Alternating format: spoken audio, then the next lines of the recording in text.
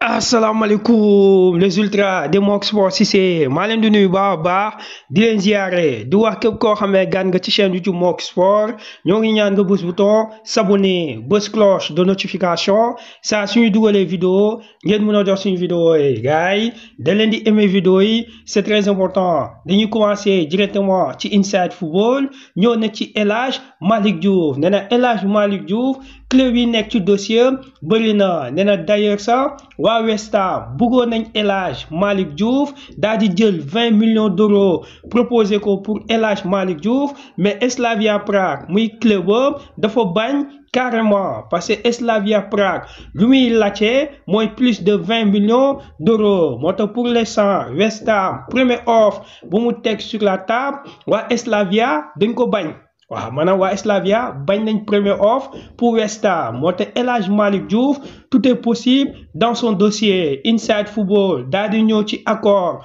bu am diggante Nice et Stade de Reims nee na accord mujjee na am pour les cas Yehvan Diouf waaw nee na Yehvan Diouf ñu ngi koy doon tudd ci équipe de Lens et d'autres clubs mais pour l'instant waa Nice am nañ accord avec Reims. waaw maanaam Reims ak waa Nice am nañ accord l'international sénégalais mun na signer ci équipe de Nice Afrique Sport daal di ñëw ci Monaco nee na après Paul Pogba bu rejoindre Monaco maintenant Ansu Fati ñëw na waaw Afrique Sport nee na Ansu Fati signé na prêt plus option d'achat avec l'équipe de Monaco nee na maintenant c'est officiel Ansu Fati est un joueur de Monaco nee na Paul Pogba Ansu Fati Lamine Camara franchement équipe de Monaco déwén dina am effectif bu baax loolu gis nañ que Afrique Sport indi na ko daal di ñëw aussi ci Kalidou Koulibaly nee na quel maestro Kalidou Koulibaly c'est le meilleur défenseur moom ak Kalidou Koulibaly loolu la Afrique Sport daal di wax di def référence match bi nga xam ne Al Hilal mu ko doon football contre Manchester City waaw mu nekkoon 8e de finale mondial de club waaye nee na Al Hilal moo mujjee dóor équipe de City 4-3 Kalidou Koulibaly dugal na def na top performance moo tax Afrique Sport nee na Kalidou Koulibaly c'est le meilleur Inside Football du ko confirmer nee na match boobu gis nañ que Yacine Bounou nekk gardien Al Hilal def na 10 arrêts décisifs. waaw nee na 10 arrêts décisifs la def face à City ku mel ni Kalidou Koulibaly gagné na 9 duels sur 11 gagné na aussi 4 tacles moom Kalidou Koulibaly def 11 dégagements en même temps moo dugal 3e but Al Hilal waaw nee na corner la Al Hilal daal di am Kalidou Koulibaly daal di dugal nee na franchement démo niveau bi Kalidou Koulibaly daal di wane diggante Al Hilal contre Manchester City c'est exceptionnel. waaw nee na Kalidou Koulibaly bu ñu gisoon face à l'Angleterre moom la ñu gis aussi contre équipe Al Hilal moo tax Inside Football nee na Kalidou Koulibaly est de retour la presse saoudienne daal di ñëw ci réaction Kalidou Koulibaly parce que Kalidou Koulibaly ci boppam après match bi wax na waaw nee na ñoom dañoo bëggoon wane équipe de Manchester City que ñoom am nañ talent te ils sont aussi puissants. waaw loolu Kalidou Koulibaly wax na nee na message fort la Al Hilal daal di wane parce que championnat Arabie Saoudite c'est le haut niveau Simone Inzaghi nekk seen entraîneur muy Inzaghi entraîneur Al Hilal moom tamit wax na ci Kalidou Koulibaly nee na franchement dafa apprécier Kalidou Koulibaly parce que défenseur bu mag la waaw moo tax la presse saoudienne s'afflamme pour Kalidou Koulibaly et Yacine Bounou bi nga xamee def nañ top match. En même temps aussi ci qualification Al Hilal parce que Al Hilal démbo mooy éliminé Manchester City. L'équipe ñëw na ci Paris Saint-Germain nee na Joao Neves Fabian Ruiz Vitinha ils sont intouchables malgré que bëri na club yu soxla ces 3 joueurs parisiens nee na surtout Fabian Ruiz gis nañ que Al Nassr Manchester United et d'autres clubs bëgg nañ ko waaye Paris Saint-Germain ñoom dinañu compter ci Fabian Ruiz nee na surtout Luis Enrique nee na joueur mi surtout milieu de terrain bi kenn du fa jugee waaw nee na Luis Enrique trio bi da ko bëgg a conserver malgré que tentation bi. bëri na waaye Paris Saint-Germain du jaay benn joueur les Parisiens daal di ñëw ci Textor nee na maintenant c'est officiel moom Textor ci boppam day jugee Lyon waaw nee na problème bi mu yóbbee Lyon ak le fait que fan de Lyon nee na fiy jugee moo tax Textor ci boppam dafay jugee Michel Kang moo ko nara remplacer la Gazzetta ci Italie daal di ñëw ci Inter de Milan nee na ci 8e de finale mondial de club Fulminaz moo mujjee dóor Inter 2-0 nee na Inter de Milan dañ ko éliminé en 8e de finale waaye Lautaro Martinez nekk capitaine de Inter de Milan après match bi ci boppam il était en colère waaw Dell Sport di ko confirmer nee na joueur bi ci boppam muy capitaine bi dafa ne képp koo xamee yaa ngi ci équipe Inter de Milan te club bi neexul la na nga fi jugee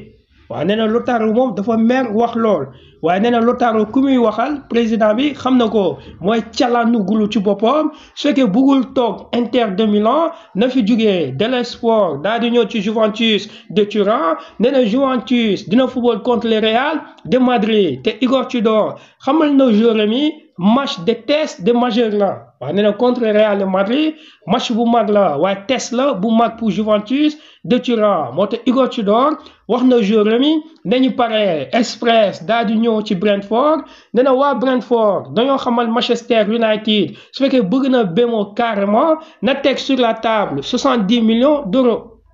waaw 70 millions d'euros moom la Brentford di jaay Mbeumo waaw nee na waa Manchester United moom Brentford li mu leen wax dafa leer express yamu fa daal di ñëw ci élimination City nee na franchement City fait la honte parce que nee na démbo Al Hilal moo ko mujjee dóor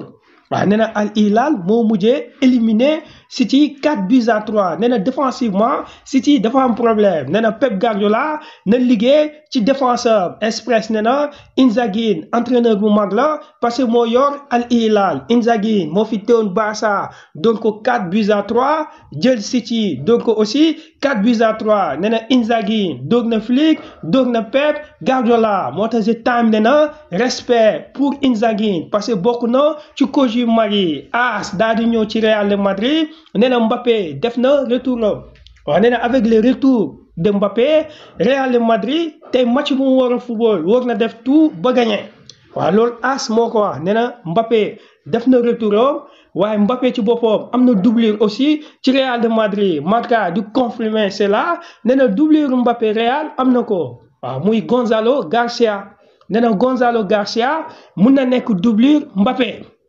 waaw Marca nee na mun na nekk doublure Mbappé nee na concernant le dossier Alvaro aussi waa Real de Madrid après mondial de club bi dinañu activer encore dossier parce que Alvaro te mu nekk Benfica doon na joueur boo xam ne bëgg na ñëw au Real de Madrid Sport daal di wax aussi sur le cas Nico Williams nee na malgré la pression de la famille de Nico Williams moom Nico Williams ci boppam bëgg na football FC Barcelone waaw nee na Nico Williams en ce moment Barça rek la bëgg a football malgré que famille am ñoo ngi demander des garanties au FC Barcelone parce que gars yi ñoom li ñuy bañ mooy Nico Williams signé ci FC Barcelone bañ a football parce que li daal Olmo la ñuy bañ mu daal Nico Williams waaye Sport nee na joueur bi il est déterminé li si des mooy Barça ci boppam moo war a liggéey mais Mundo Deportivo nee na attention Nico Williams est bloqué mais Barça su fekkee mënul indi Nico Williams selon Mundo Deportivo ba léegi le dossier de Luis Diaz mun na nekk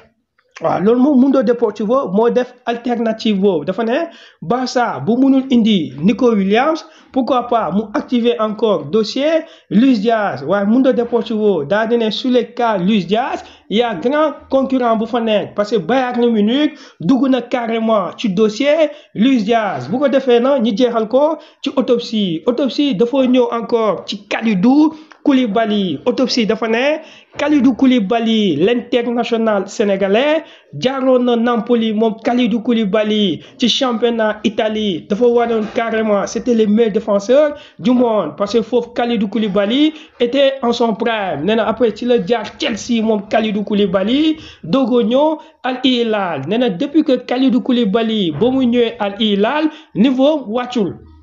waaw autopsie nee na niveau de jeu bi Kalidou Koulibaly wane diggante Al Hilal contre Manchester City c'est le même niveau bu mu doon wane ci championnat bi parce que nee na Kalidou Koulibaly professionnel la Kalidou Koulibaly il est toujours constant nee na d'ailleurs ça c'est lui le capitaine de l'équipe nationale du Sénégal moo tax autopsie nee na match bi Kalidou Koulibaly génnoon diggante Sénégal contre Angleterre en termes de performance nee na même match la Kalidou Koulibaly daal di génne contre Manchester City moo tax autopsie nee na respect ak Kalidou Koulibaly bu ko defee gaay maa leen di jox rendez-vous ci ñeneen vidéo incha allah.